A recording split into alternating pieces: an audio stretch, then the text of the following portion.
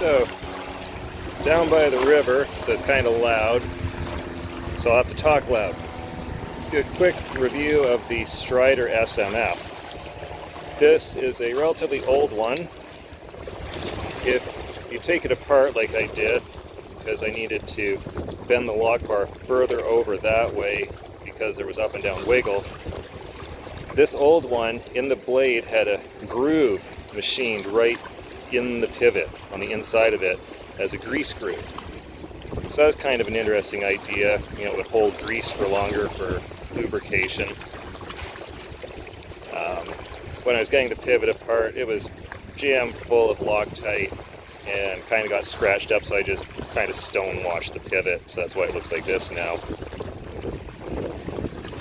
Now, the owner, Mick Strider, who actually was Mickey Ray Berger, chose Strider because it sounded cooler.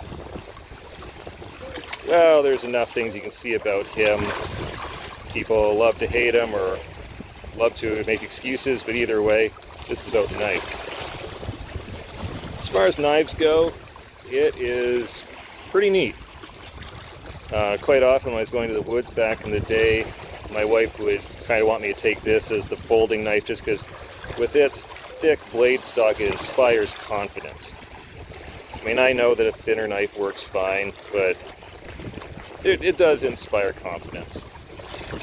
And the only people I've seen who manage to break it at this hole were prying extra stupid. Like someone was using one as a handle for a car jack and it broke. It's like, well, yeah, moron, don't do that.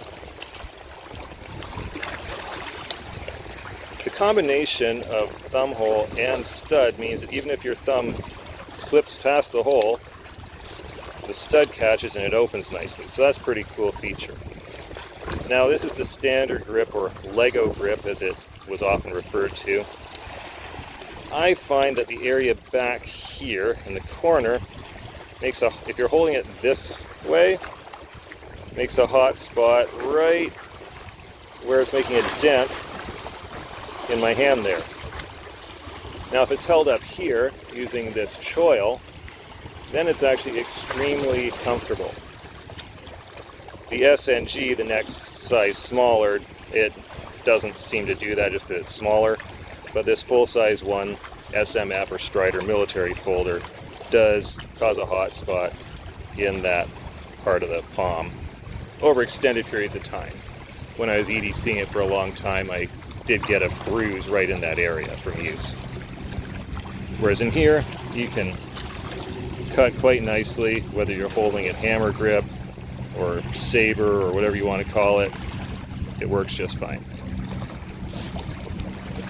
They did make some other versions, one of which was their concealed carry grip, which instead of having this blocky edges, was contoured, like rounded on all edges, very rounded actually, and that would have gotten rid of that issue of it digging in to the palm.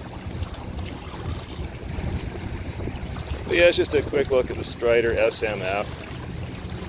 It's part of knife history. Whether you like the knives, like Strider, hate the knives, hate Strider, you have to admit that this is a part of knife history. And it's kind of neat to own a part of knife history, even a controversial one.